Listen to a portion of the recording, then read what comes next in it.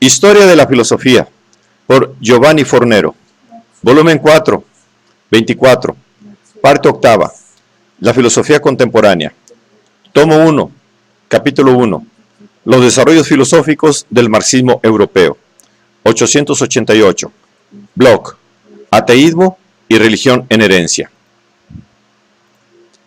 Otro aspecto característico del pensamiento de Bloch que ha tenido una cierta resonancia dentro de la cultura contemporánea es el de su esfuerzo por recuperar algunos aspectos religiosos dentro de un contexto radicalmente ateo y materialista. El ateísmo de Bloch tiene sus raíces en su intuición y sus convicciones juveniles.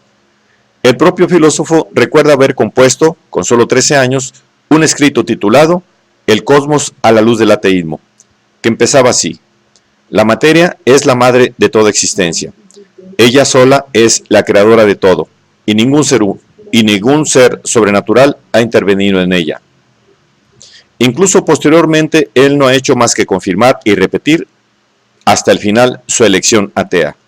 El ateísmo es el presupuesto de la utopía concreta, al igual que la concreta utopía es la irrenunciable aplicación del ateísmo.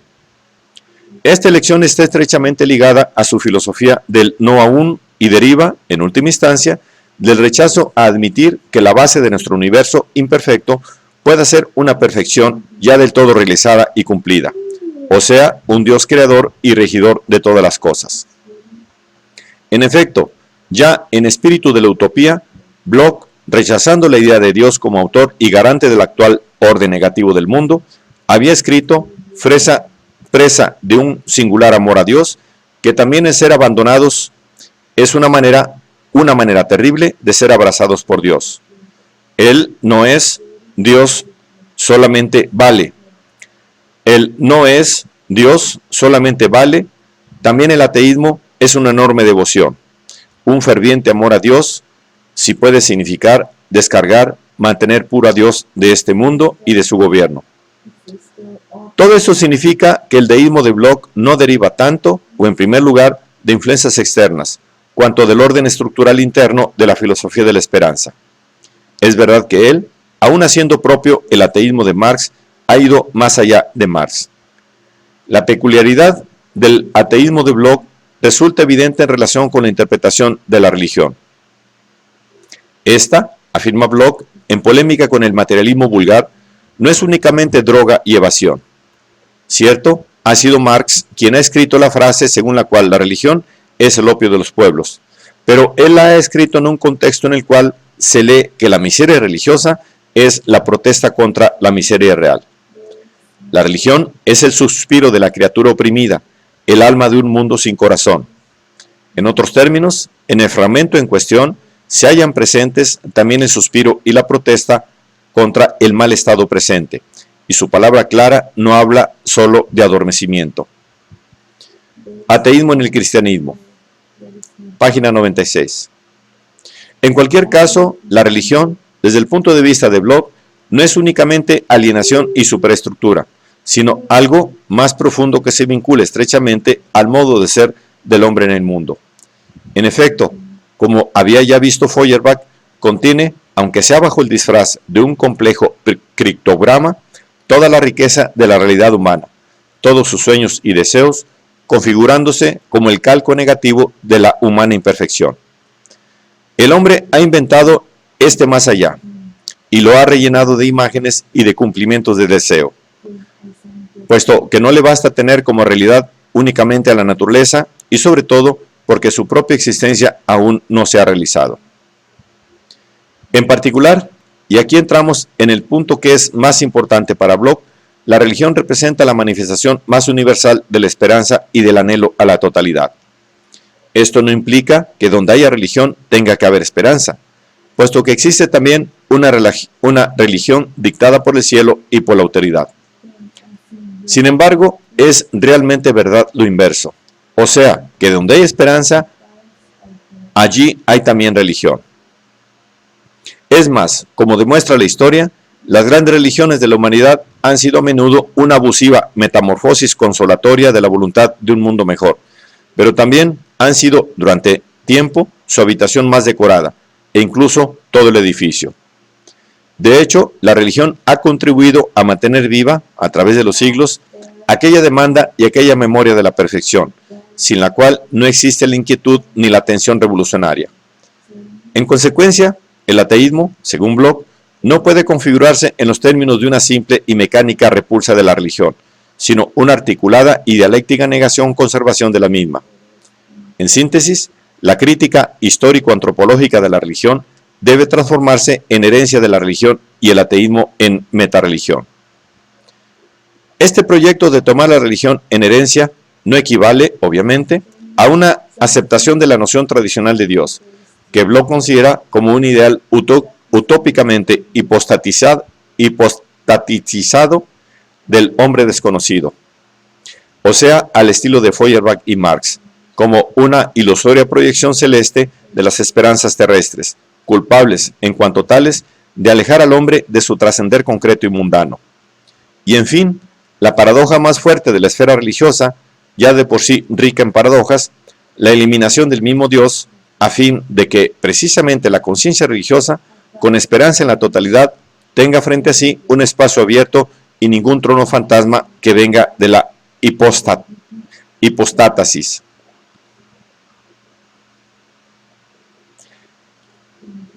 Heredar la religión no significa tampoco heredar algunas de sus creencias y ritos. En efecto, para Bloch no se trata de heredar el material imaginativo de la religión, sino su instante esencial, o mejor, el espacio por ella ocupado, cuando ya no debería haber duda alguna sobre lo positivo, antropológicamente utópico del ateísmo. Queda abierto por él este último problema. ¿Qué se ha hecho del espacio vacío de la liquidación de la hipóstasis Dios? ¿Deja o no deja en herencia? La respuesta de Bloch a esta pregunta es clara y perentoria. Aclarado que la religión, entendida como la más incondicional de las utopías, la utopía de lo incondicionado, se identifica con el espacio propio de la esperanza, se trata de recuperar, en el trascender inmanente y en la escatología sin Dios que la acompaña, aquel anhelo a la perfección y al totalmente otro que es congénito al acto religioso. En otros términos, dado por sentado que el espacio de la religión no remite a una realidad factual, ni tampoco a una quimera, se trata de asumir en clave atea y utópico concreta, o sea, en las formas concordantes con una cultura en la cual el mirar hacia adelante ha sustituido al mirar hacia lo alto, el sueño mesiánico de un nuevo cielo y una nueva tierra, sustituyendo 1. La creencia supersticiosa en Dios por la genuina fe en lo humano. 2. El Deus absconditus de la mística por el Homo absconditus de la historia por venir. 3. El cristiano reino de los cielos por el marxista reino de la tierra. 4. La imaginaria providencia divina por el libre y concreto comportamiento del hombre.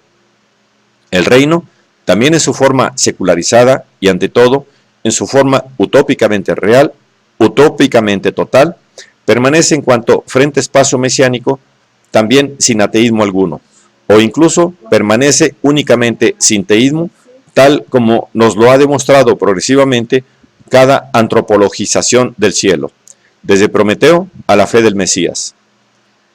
Donde hay el gran Señor del mundo, la libertad no tiene espacio, ni siquiera la libertad de los hijos de Dios y la figura del reino, que, en su forma místicamente democrática, se hallaba presente en la esperanza quiliástica.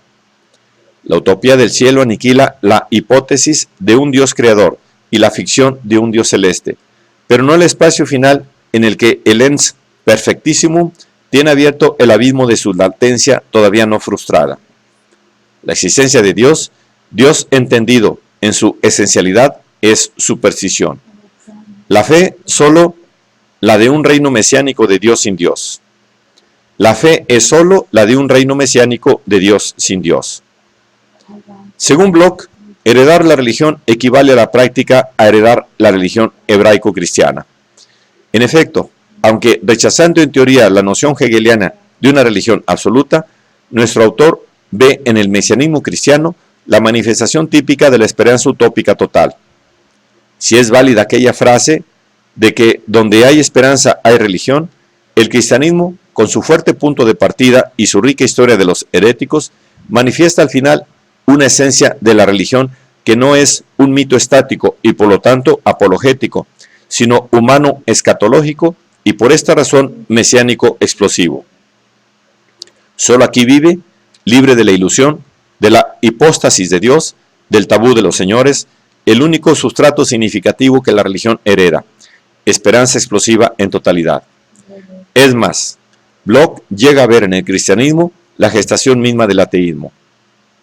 La aclaración de esta tesis se recoge sobre todo en las páginas de Atheismus in Christentum, obra en la cual Bloch, oponiéndose a los modelos exegéticos tradicionales, se propone desteocratizar la Biblia mediante una lectura herética de los textos que procede desde abajo en vez de desde arriba.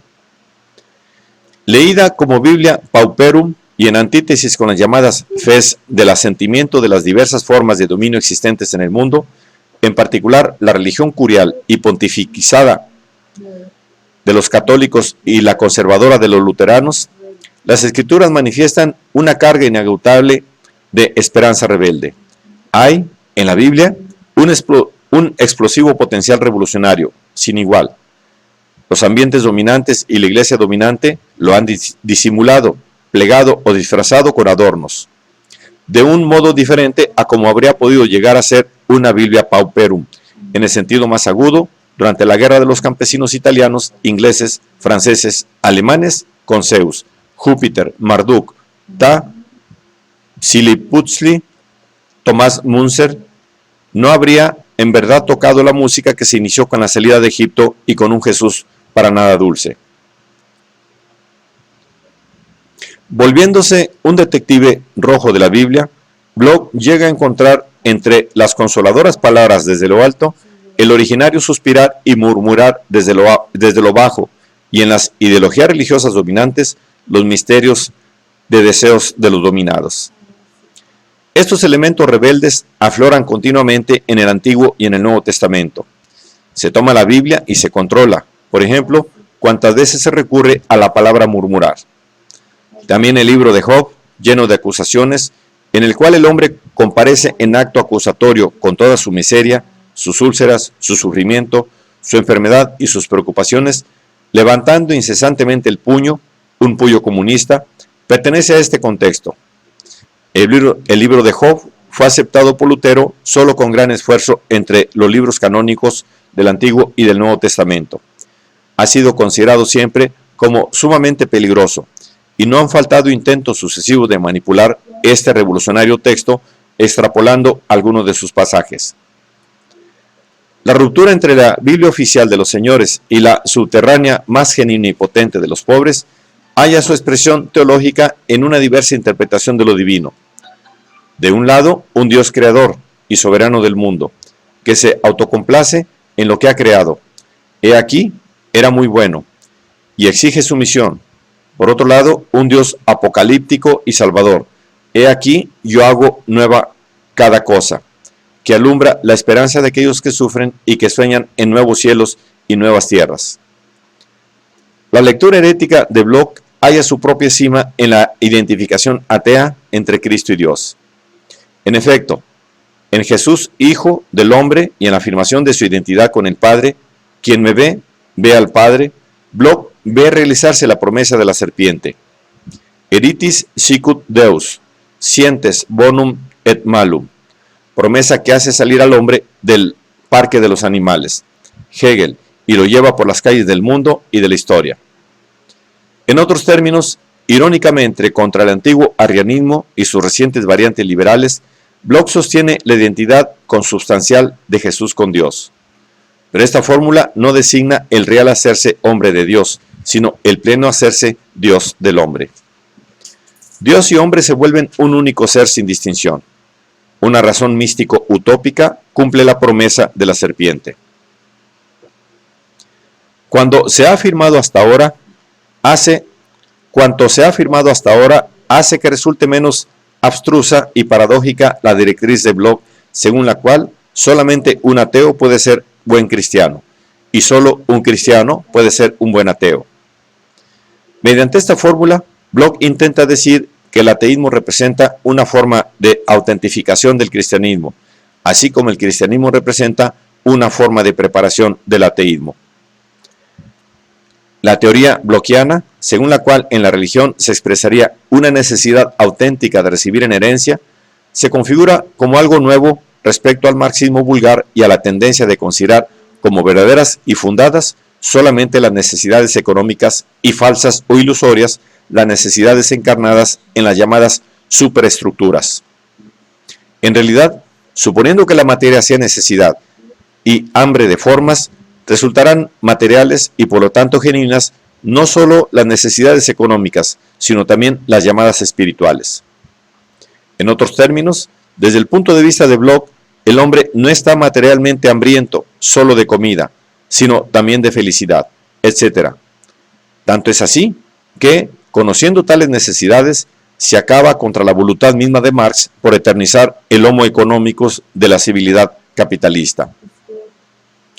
Por cuanto se refiere a la religión, todo esto no excluye que Bloch, concibiendo la teología como antropología, o sea, como superación de los muchos tesoros derrochados en el cielo, Hegel, y resolviendo los ejemplos de la fe en la escatología atea y marxista de la autorredención del hombre, haya acabado por encarnar el típico ejemplo de un filosofar teológico sin Dios, destinado a dejar insatisfechos, pero también a provocar intelectualmente a creyentes y no creyentes. A los ateos, el libro les parecerá excesivamente religioso, a los cristianos demasiado ateo. Mas quien lo lea sin prevenciones no lo dejará sin haber llegado a nuevas preguntas.